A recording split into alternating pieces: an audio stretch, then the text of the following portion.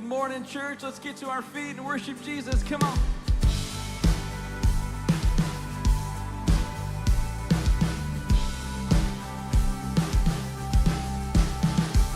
Come open the doors and make way. The King is in the room. The King is in the room. We believe that. Come on. Expected for strongholds to break, 'cause we know what you can do. We know what you can do. We're gonna see lives change, souls saved, broken hearts made new. The King is in the room. Lord, we enthrone you upon our praise. The King is in the room. There's freedom in life anywhere you reign. So Jesus, we bow only to you. We're laying down all of our crowns. The King is in the room. Yeah, the King is in the room. Come see all the captives run free. He's tearing down the walls. He's tearing down the walls. There's grief shaking power when we sing the name above them all.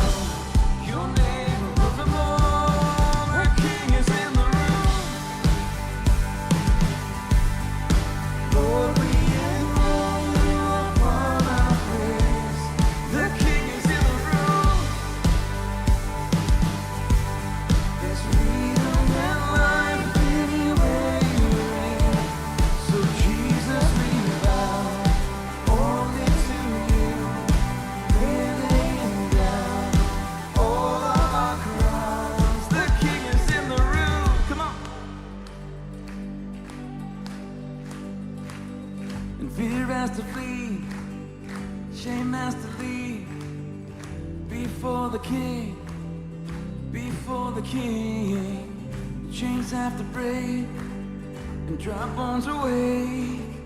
Prepare the way. Oh, come on, we believe it. Fear has to flee, shame has to leave. Before the King, before the King, chains have to break, dry bones away. Prepare the way. The King is in the room.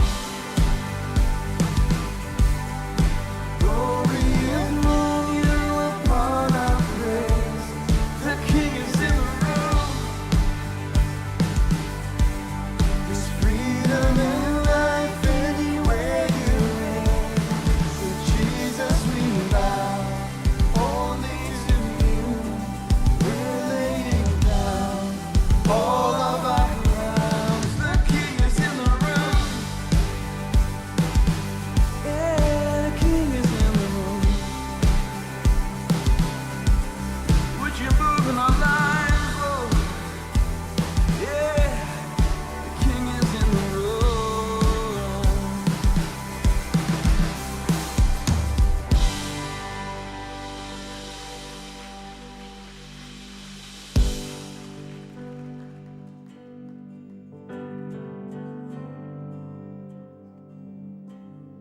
Christ is my firm foundation, the rock on which I stand, and everything around me shaking. I've never been more glad that I put my faith in Jesus, 'cause he's never let me down. He's faithful through generations. So why would he fail now? He won't. He won't. I've still got joy in chaos. I've got peace that makes no sense. So I won't be going under.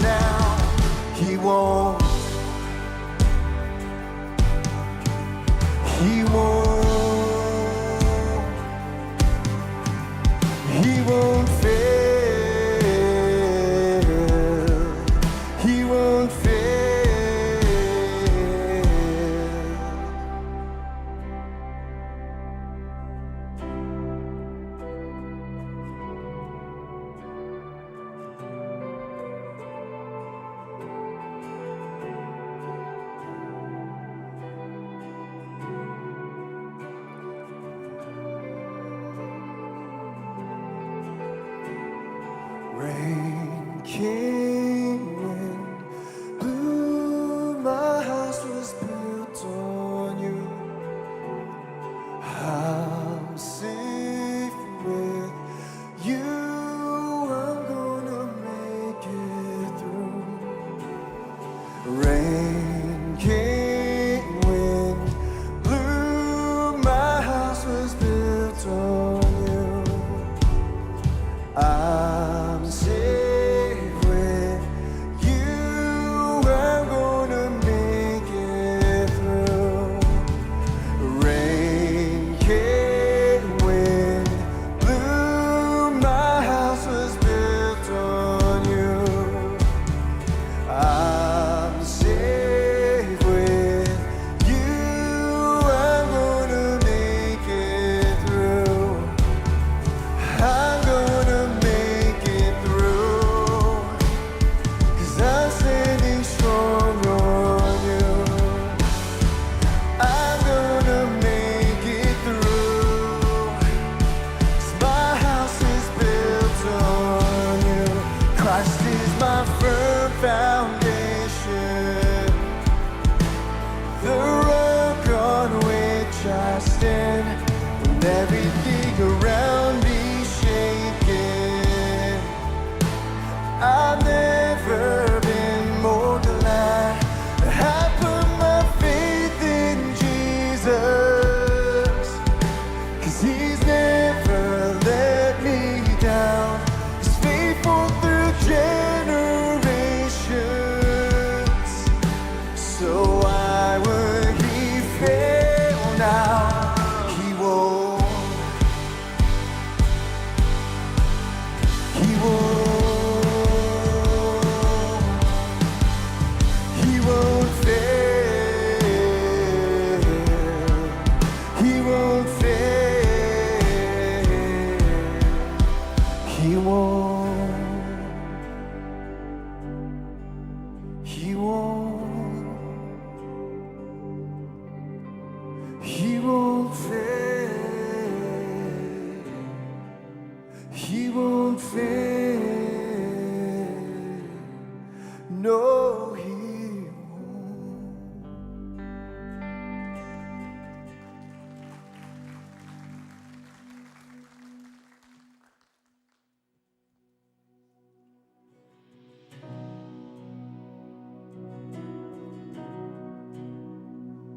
Lord, I come, I confess, bowing here, I find my rest.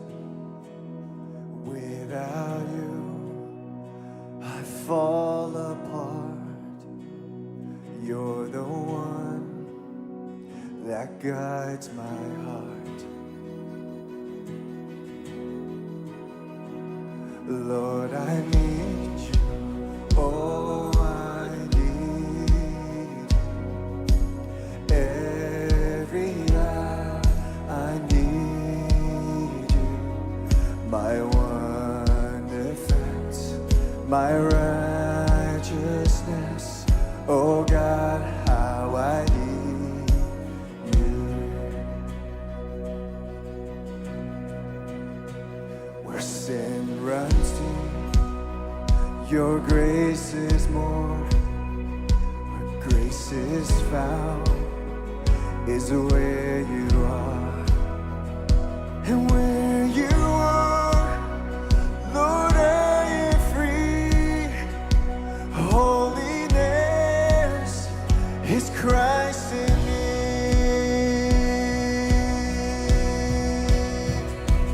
Lord, I need you. Oh, I need you.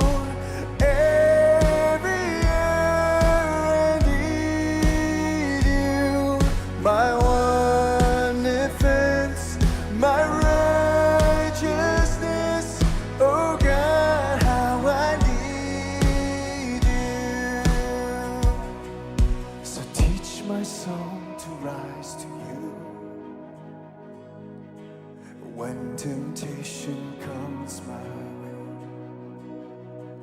when I cannot stand, I'll follow you. Jesus, you're my hope and stay. Sing it.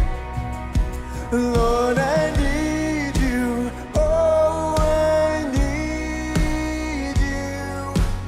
Every hour I need you. My one defense, my righteousness. Oh God, how I need you. You're my one defense, my righteousness. Oh God, how I need you. You're my one defense, my righteousness.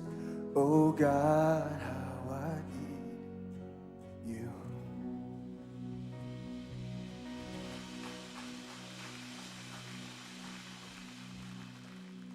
Would you go ahead and be seated for a moment?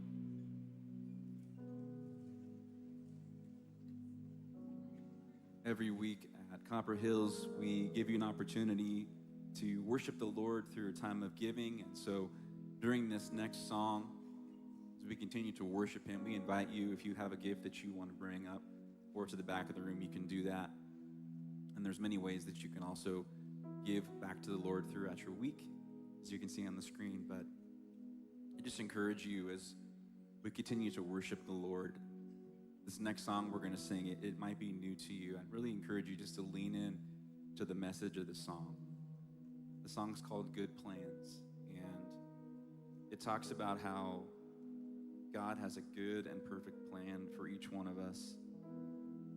And I don't know what you've walked into this room with today, but maybe you're in a moment, in a season where you're wanting something so bad, or wanting to see God come through, and we have to sometimes let go and allow God to be the one to take the reins. And so I just invite you to lean in to the one who has a good and perfect plan for you as we continue to worship Him.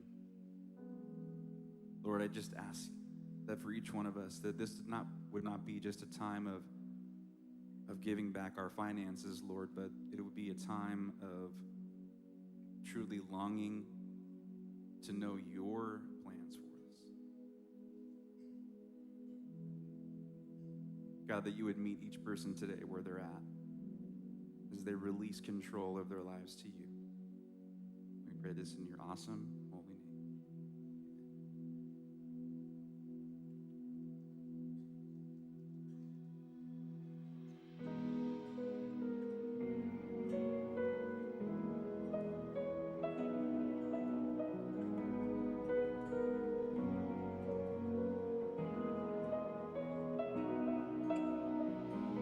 The Lord is my shepherd, and He is everything I need.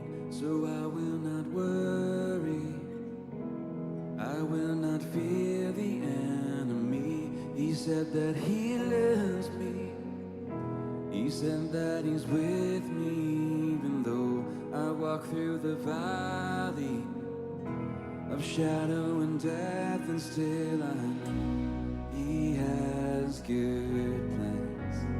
He has good plans for me. So I will take heart in deserts and God. He has good plans. He has good plans for me. If I know my Father, I know my Father has good plans.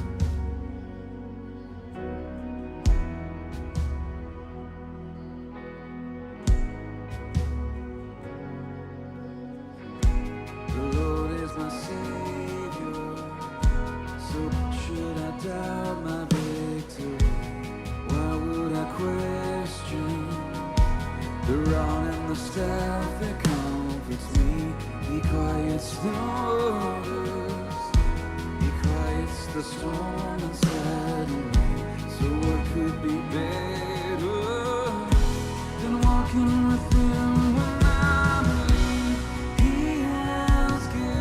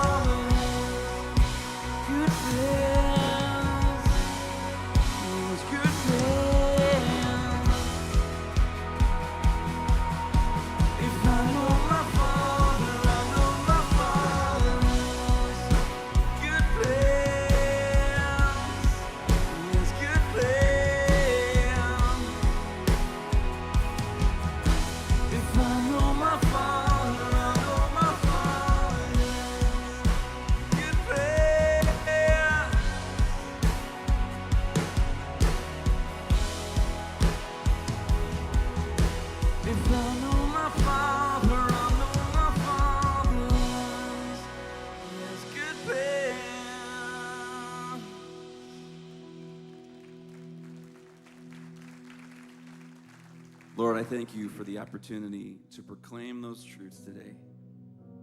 And God, even if we're not feeling it today, Lord, may we know and recognize the truth that your goodness is following after us.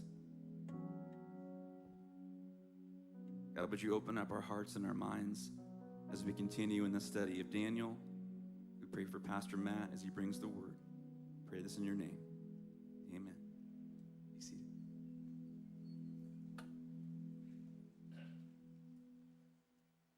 Get out of my way. I'm sorry. We're friends. Good morning. My name is Matt. I'm one of the pastors here. So glad to be with you this morning. Happy July 26th, I guess. I don't know. I hate having to start this way, but I think you guys should know it's really important. Our lead pastor is a liar. He's one of the greatest men I've ever known in my life, except for this one little thing, right? When we moved here, he told me, when Holly and I were looking for a house, he's like, you don't need a pool. And I'm still working on the forgiveness side of that because I don't have one. Maybe someday we'll be lucky enough, but anyway. What's so weird about this whole time of year is that for me, it was 118 this week or whatever, and I'm in my office working on my Christmas Eve message, so that's weird. But just so you guys know, fair warning, Christmas is like 20 weeks away. So that means Christmas music will start in the stores next week or something. But I just wanted to give you guys a heads up so you can be prepared, right? Just be ready for it. Over the past 3 weeks, and again today, I've been taking you through an ancient document, an ancient book that's found in the Old Testament of our Bible, which is really, it's the first half, almost 2/3 of our Bible, the Old Testament. It's the stories about God and his people and his pursuit of his people. And then if you've ever heard the word New Testament, that's when Jesus shows up on the scene. And that's the stories about Jesus and his life and his ultimate restoration plan for us as his people. That's what we're in the Old Testament at this time. And this book of Daniel, what I've been trying to do is help us answer a question. Now, whether or not I'm successful at that or not, that's really up to you. But I'm trying to help us answer one simple question. And that's, how do those who trust in God live in a world that doesn't? How do we do that? How do we live in this world that we currently find ourselves in? And you may not desire to trust in God. Like, that may not be anything you care much about. You might be trying to figure out if you even still believe if there even is a God. But I have to believe this, that if you're joining us today, that there's at least a twinge of a question in your mind. Like, you're curious about something. Like, you want to know what the plan or purpose is for your life, or what ultimately is this whole thing's about. And so you're at least curious enough about this Jesus guy that we talk about. And so you want to know, like, how to live, how to navigate the world that you find yourself in. And it's no different for us as followers of Jesus. We just want to do the best that we can to learn how to follow him. But we would all be on the same page, right? I think we would all at least agree that the world doesn't, that the world doesn't trust in God. I mean, that's pretty obvious. Whether we believe in him or not, it's pretty obvious the world certainly is not following him. And honestly, we're not always the best at it either. We'll just be honest. That as followers of Jesus, we don't always trust, because the world's constantly bombarding us with this, hey, you do you. You do you, girl. Right? That's the whole thing, right? Like, you do what you want to do. You live your life. You do what you want to do, and ultimately that's what matters most. And so for us, we're just trying to figure that out, because that whole idea, that pressure from the world, it creates confusion and it creates chaos. Regardless of what we believe, that confusion and the chaos, it can seep its way into our life. And so it's with that backdrop that those of us who are followers of Jesus are left to answer this question: how do I? Or better yet, another way to put it is, how should I? How should I live in a culture that doesn't hold the same values or care about the same things that I do? What does that actually look like for me? Maybe you're not a church person, right? Maybe somebody tricked you here with coffee, or maybe you once were a church person, but you're not. You wouldn't call yourself that anymore. And maybe the reason you're no longer a church person is because of some of us. Because some Christians in your life never took the time to ask this question. They never took the time to answer, like, what does it look like for me to live in this world? And so those who said they trusted in God in your life, their life looked no different than yours. Everything about who they said they were, it just didn't show up in the day-to-day. And so you were left wondering, like, why am I even doing this? What's the point? They don't have anything I want anyway.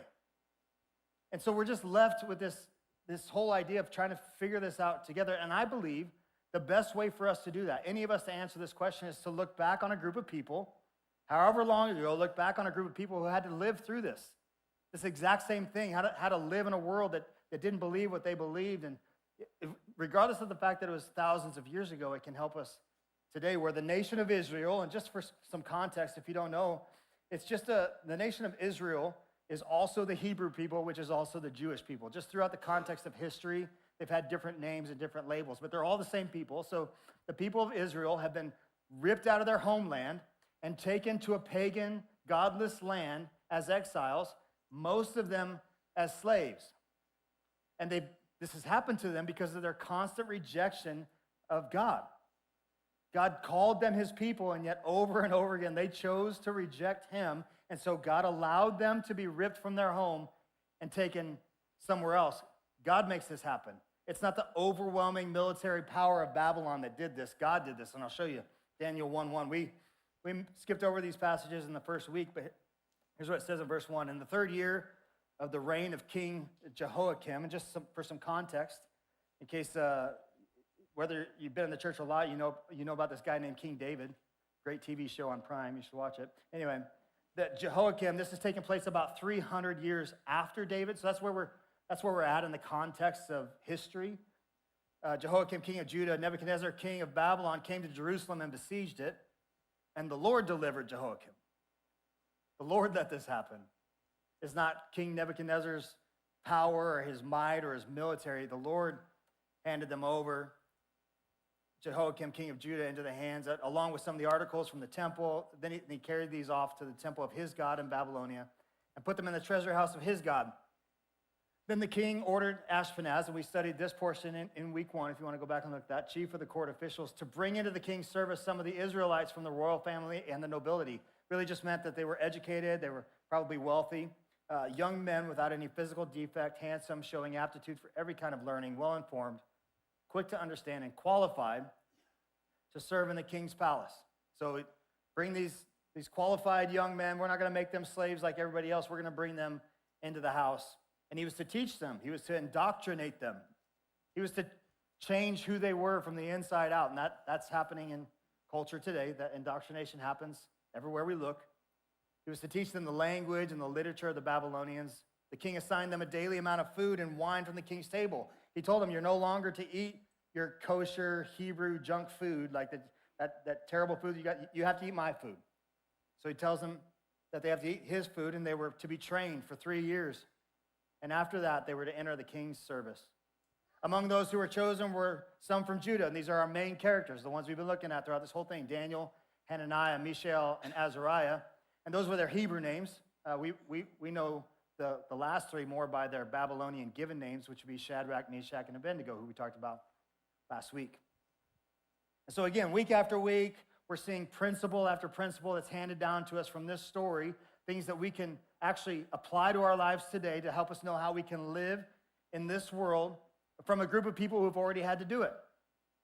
But today I want to do a little bit of something that we haven't done yet. I want to talk about the location where all this took place. I want to talk about Babylon. And hopefully I want to help convince you that Babylon is not just a geographical location, but Babylon is a mentality. Babylon is a lie that the enemy has been telling since the beginning of time. At the dawn of time, in the first few pages of this book, we see the devil, the first things we see the devil say is, did God really say? And his entire purpose, his whole point in that question is to create confusion and questioning, help us to wonder, well, is that really what he said? And basically what the devil wants everyone to believe, and this is the mantra of Babylon, this is the Babylonian lie, is that I'm all about you. I'm all about you, and you need to be all about you too. Like, you do you. And God, he's all about himself. You do you, because God, he doesn't really care anyway. He only cares about himself, so you do what you want to do. And if you've seen me preach enough, if you've been around long enough, you've heard me talk about this over and over and over again. In our culture today, it is called radical individualism. It's me. It's what I want. It's what I think to be true. It's what I think to be right. It's doing things the way that I want to do them because that's the way I feel like doing them. Radical individualism, and that is the lie. And if you've fallen for that lie, you've fallen for Babylon. And there's some consequences that come with that. That's just the way the world works. If you've fallen for that lie, you'll experience some consequences. And the Babylon mentality, it shows itself up right just a few chapters later in Genesis 11, verse 4. Then they said, they being pretty much everybody on earth at the time, they said, come, let us build ourselves a city with a tower that reaches to the heavens so that we may make a name for ourselves. Otherwise, we'll be scattered over the face of the whole earth. And then verse 9, then God called it Babel. That's why it was called Babel. That's where the name Babylon comes from, because the Lord confused their language. Whenever you buy into this Babylonian lie, this radical individualism, this all about you, it's all for you, it's what you want, do it the way that you want to do it. Another word for it is pride. We know that. The net result of pride is chaos and confusion. And as the culture continues to build their own towers of self to try and avoid trusting in God, the consequences are increased chaos and confusion. To simplify, the Babylonian lie, it elevates you and it lowers God. The Babylonian lie sets you on the throne and kicks him off of it. And that's exactly what's going on in Daniel chapter 4 that we'll look at today. Verse 4. I, Nebuchadnezzar, was at home in my palace, contented and prosperous. I could preach a whole sermon on those two words, but we don't have time for that. I had a dream. This isn't the same dream. We talked about a dream just a couple weeks ago. This is a new dream. The guy's got a lot of dreams going on. I had a dream, and it made me afraid as I was lying in bed. The images and visions that passed through my mind terrified me. And I'm just going to tell you the dream because I've got a lot of text I want to read coming up here in just a bit. But the dream looked like this. There's this giant tree in the middle of the city, and it's lush, and it's huge, and its branches are overtaking the city and protecting the city. And then out of nowhere, this tree gets cut down. But what's left behind, and this is key, is the stump, and the roots remain alive. Remember the roots remaining alive. That's a key thing as we go forward. And so, Nebuchadnezzar, he believes this is probably his enemies. The trees are his enemies. So he's super excited. He calls all the enchanters and the magicians and the Chaldeans and the wise men, hey guys, come interpret this dream for me. And they get there, and surprise, surprise, just like last time, they can't. They don't know how to do it. King remembers Daniel. Daniel did it last time. Go get him. So Daniel comes in, and they dab it up, they get a hug. Hey, what's up, Daniel? Here's my dream, man. Tell me that this was my enemies, man. I cannot wait to hear what you have to say about my dream. And Daniel's like, man, that'd be cool if it was, huh? But Majesty, let me tell you, you are the tree. I had to change the temperature in the room, I think. It kind of got a little tense at that point. Then he describes the rest of the dream. He kind of gives the interpretation and what it'll be like. So watch this. You'll be driven away from people, and you will live with wild animals, and you will eat grass like an ox and be drenched with the dew of heaven. 7 times or 7 years will pass by for you until you acknowledge that the Most High is sovereign over all kingdoms on earth and gives them to whoever he wishes. The command, and this is one of my favorite parts, this is so cool. This shows God's just utter and extreme mercy and grace extended towards us. The command to leave the stump of the tree with its roots means that your kingdom will be restored to you when you acknowledge that heaven rules. If there's one central message that I would love to share with culture, that I'd love to share with you, anyone listening, if you follow the ways of the world long enough, if you live your life with radical individualism being the overtaking thing within your soul, eventually you will come to an end. You will be cut down. That's what's coming for you. You've seen it in the lives of others. It'll come for you. But our God is so good. His mercy and his grace are so good that he leaves the roots alive. So all you ever have to do is humble yourself and turn towards him. and acknowledge him as king in your life, and he's so gracious and good to spring you back to life in a moment. That's what this verse means. He's just that good. But King Nebi doesn't listen. King Nebi's always got a problem with that, just like last time. Verse 28, all this happened to King Nebuchadnezzar, and 12 months later, so a year goes by, just living the good life in Babylon. He's walking on the roof of his royal palace of Babylon. He says, look at what I did. Isn't this not great? The great Babylon that I have built as my royal residence by my mighty power and for the glory of my majesty. Look at it. And he did build some awesome stuff. Like you learn about it in school, the Hanging Gardens of Babylon. That was him. Like he created irrigation systems and put things in place that had never been seen before. And so, yeah, he did some cool stuff. But he was all about himself and his majesty and his power. And so in verse 31, we see, even as the words were on his lips, a voice from heaven spoke, this is what is decreed for you, King Nebuchadnezzar. Your royal authority has been taken from you. As a reminder, God gives the throne. God puts people on a throne, and he takes them from it. You will be driven away from people and will live with wild animals, and you will eat grass like an ox. 7 times or 7 years will pass for you until you acknowledge that the Most High is sovereign over all kingdoms on earth and gives them to whoever he wishes. Immediately, what had been said about Nebuchadnezzar was fulfilled. He was driven away from the people. He ate grass like an ox. His body was drenched with the dew of heaven, and his hair grew like the feathers of an eagle, and his nails like the claws of a bird.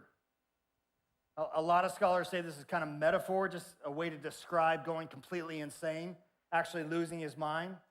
Others believe that he literally ate grass in a field covered in dew. Either way, brother's not in a good spot, right?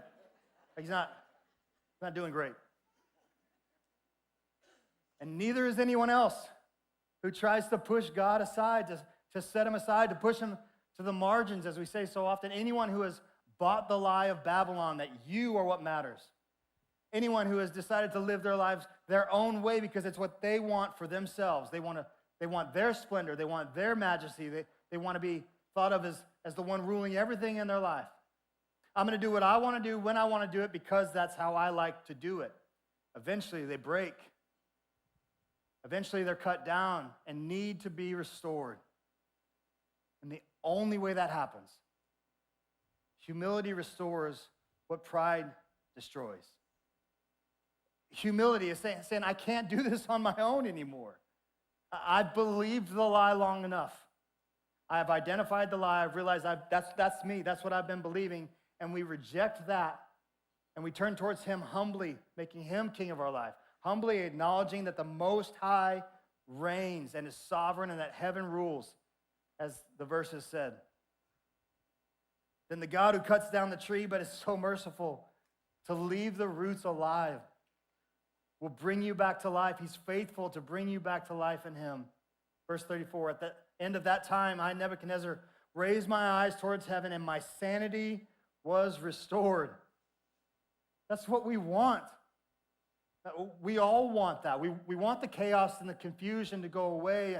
We want our sanity restored. And then what I love is, then I praised the Most High. I honored and glorified him who lives forever. And if you look at a paper Bible, these next verses are kind of indented in, which means Nebuchadnezzar, the one who threw people in a fire last week, the one who wants to rip people limb from limb, he says over and over again, is now about to sing a song of praise. He's going to sing a worship song to God after realizing his ways and humbling himself before him. His dominion is an eternal dominion. His kingdom endures forever, from generation to generation. All the peoples of the earth are regarded as nothing. He does as he pleases. He can do whatever he wants with the power of heaven and the people of the earth. No one can hold back his hand and say to him, what have you done? No one can ask questions. Who are we to ask questions of the king? At the same time that my sanity was restored, my honor and my splendor will return to me for the glory of my kingdom. When God restores you back to life, when you come springing back to life from that dead stump with live roots, he doesn't keep you as a slave. He doesn't keep you as a peasant. He restores the king back to a son or a daughter of the king. That's what he does for us. He brings us into the royal family. So my advisors and my nobles sought me out, and I was restored. I was restored to my throne and became even greater than before. And then Nebuchadnezzar, this relatively new believer, just put his faith in God a few seconds ago, is about to give us the prescription of how we do that. How do we humble ourselves before a good and great king? He's going to tell us, verse 37, now I, Nebuchadnezzar, praise and exalt and glorify the King of heaven, because everything he does is right and all his ways are just. And those who walk in pride, he's able to humble. Humility restores what pride has destroyed. Let me say it this way. Anyone who feels like everything in your life is chaos and confusion, you can't make right or left at it, good or bad. You have no idea what's going on. Everything you would say is sown in confusion. Your life has been sown in confusion, and you want your sanity back, as a metaphor for us today. You want your sanity back. You want to be restored. Then we need to do what Nebuchadnezzar did. We need to look at his principles, and we need to follow the path that he walked. We need to look up and exalt the King of heaven. The operative word here for us, by the way, is king. Like, we don't fully understand that word because we don't live in a kingdom. We live in a democracy, and in a democracy, my opinion matters. In a democracy, I get to vote. We did that this week, some of us did. In a democracy, I'm self-governed, and that works for a country. I'm all for it. I would prefer it over anything else. But we don't live in a democracy in our faith. We live in a kingdom, servants of a king. And in the kingdom, the king rules. And I don't get a vote. And my opinion doesn't matter. I don't even know, like, whoever made us think that our opinions mattered. Babylon did. Because kingdoms don't have opinions, they have absolutes. Pastor Chris Hodges, pastor of a church in Birmingham, his sermon on Daniel 4 actually helped me a ton with this one, and he doesn't know that. I'll let him know. Sure. I'll send him a note. Say thank you. Anyway, he says this. He said, I find Christians all the time who love his attributes, but don't like his absolutes. They love his attributes, but they don't like his absolutes, and we don't get a choice between the two. We submit to a king. And here's what's so amazing. When we submit to the king, he doesn't keep us as a slave. We don't stay as a slave. We're a slave to sin before, but when we come to the king, we don't stay as a slave. He makes us part of his family. The Apostle Paul will say it this way in his letter to the Galatians. He says, you are no longer a slave. Those of us who have placed our faith in Jesus, who are choosing to walk and trust in God, we're no longer a slave. Excuse me. But we're God's children. And since you are his children, God has also made you an heir. In another place, he would actually call us co-heirs with Christ, that we've become sons and daughters of the king. Humble submission restores what Babylon has destroyed. And so we look up and exalt the King of heaven, and then we step down and surrender the throne that we should have never been sitting on in the first place. In other words, get your butt up off his chair. I don't know if many of you lived in a house with dad's chair in the living room. Like if dad's chair, like when dad wasn't around, you could sit in that chair. You could pretend like you had all the control in the world, but when dad got home, you get your butt up off that chair. The king has come home. Get up off the chair. The king's throne is there. The king sits on that throne. And the king that sits on that throne, like the verse says, all his ways are just. And everything he does is good. We don't get to decide whether it's good or bad based on how we feel. Everything he does is good. And we don't have to like it. And we don't have to understand it, because when we step off the throne, we submit. We surrender our right to have an opinion or to understand everything. Isaiah 55 says it this way, that the wicked forsake their ways and the unrighteous their thoughts. If I followed my ways and my thoughts all the time, I wouldn't have this job. Like, I have surrendered who I am. Everything about me is surrendered to a king. I don't get to have ways. I don't get to have thoughts or ideas that are of my own doing. I don't get to choose whether I like it or not. In fact, I had a conversation with some guys this week. We're talking about some future stuff, and you get asked, what do you think about the future? I don't think anything about the future. I think God has called me to do this, and I love it, so please let me keep doing it, right? But if my king asked me to do something else, then I'm gone because I submitted to a king. Even what I've got inscribed on my little table here is I preach the gospel and die and be forgotten. That's what it says. Because I speak his words. I've done what he's called me to do, and when it's over, I'm done. And he reigns. When you look at me and you listen to the words that I say on this stage, I should be nowhere in your thoughts. You should be looking to the king and what he has to say through his word. And why do we do that? Because he's so much bigger than we are. For my thoughts are not your thoughts, neither your ways, my ways. His ways are bigger. Babylon tells you that what you think matters. Babylon tells you that what you feel is of most important. The way you believe things should be is the way things should be. The way that you want it is the way that it should be. And anyone who disagrees with that is not just disagreeing with the idea, they're against you. They're against you as a person. They're somebody that you should be fighting with. The late Tim Keller was pastor of a church in New York. He said this: if your God never disagrees with you, you might just be worshiping an idolized version of yourself. I say it this way sometimes. If I can explain and understand everything about God, he ain't that big of a God. I don't want to be able to understand. I know my level of cognition. I know my smarts. I know they ain't that good. And so I want him to know more than me. I don't want to be able to understand everything. I don't want to be able to explain everything. I want to trust him as my king. And when my king speaks, I move. So I submit humbly everything about who I am. I remove myself off the throne of my life, not because I understand or agree, but because he's king. So we look up and we step down, and ultimately we walk humbly. We live like everything has been entrusted to us and not earned by us, not achieved by our greatness. Again, you want your sanity back. We'll keep using that as our metaphor. You want your sanity back?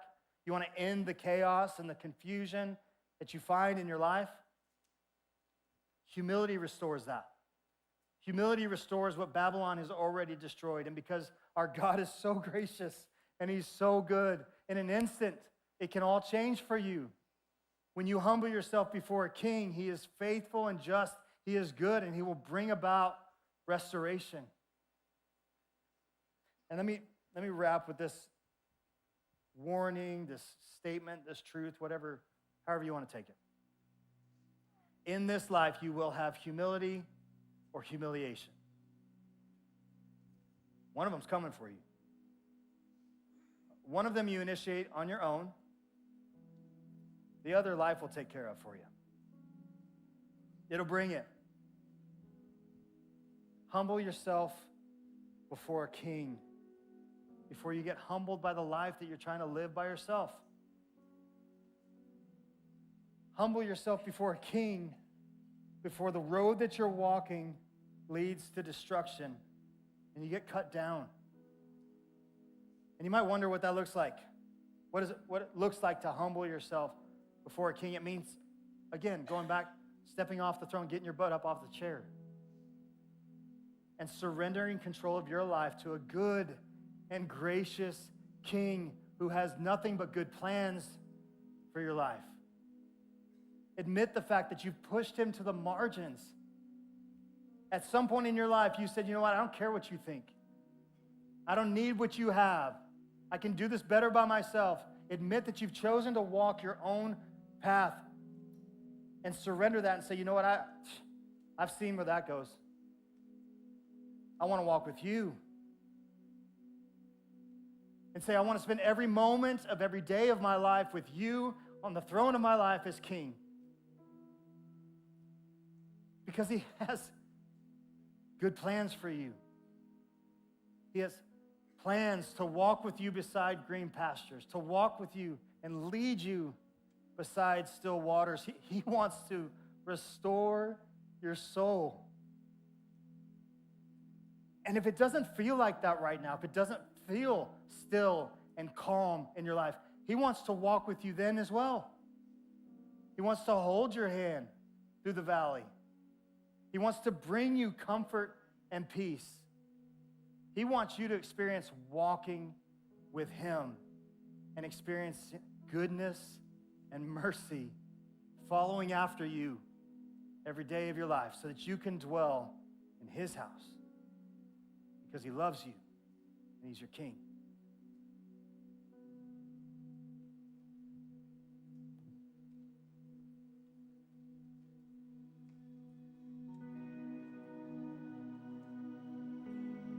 I invite you to stand. And to the one who has good and perfect plans for our lives, we surrender to him today.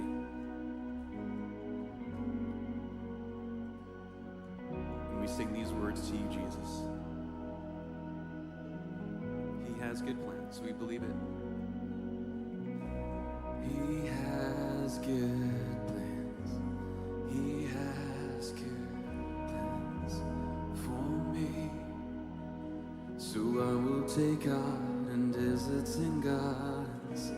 He has good plans. He has good plans for me. If I know my Father, I know my Father. He has good plans. He has good plans for me. So I will take God and visit in God. He has good plans. He has good plans for me. If I know my Father, I know my Father.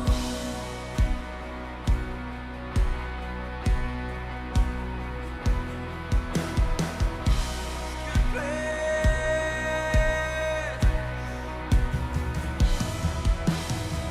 Yes, Lord.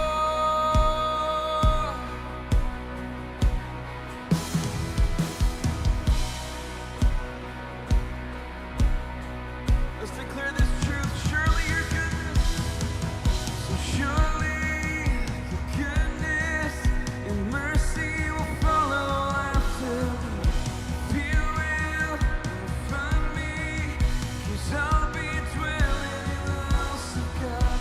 Surely your goodness and mercy will follow after me. You will find me, 'cause I'll be dwelling in the house of God. Surely your goodness and mercy will follow after me. You will find me, 'cause I'll be dwelling in the house of God. Surely your goodness and mercy will follow after me. You will find me, 'cause I'll be dwelling in the house of God. He has good plans. He has good plans for me. So I will take God and visit in God. He has good plans. He has good plans for me. If I know my Father, I know my Father. He has good plans.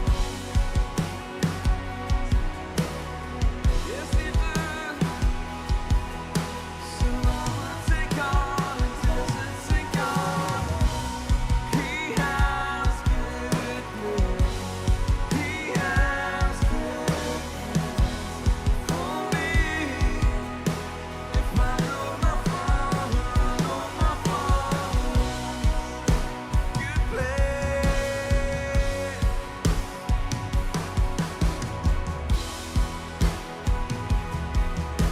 If I know my Father, I know my Father. He has good plans.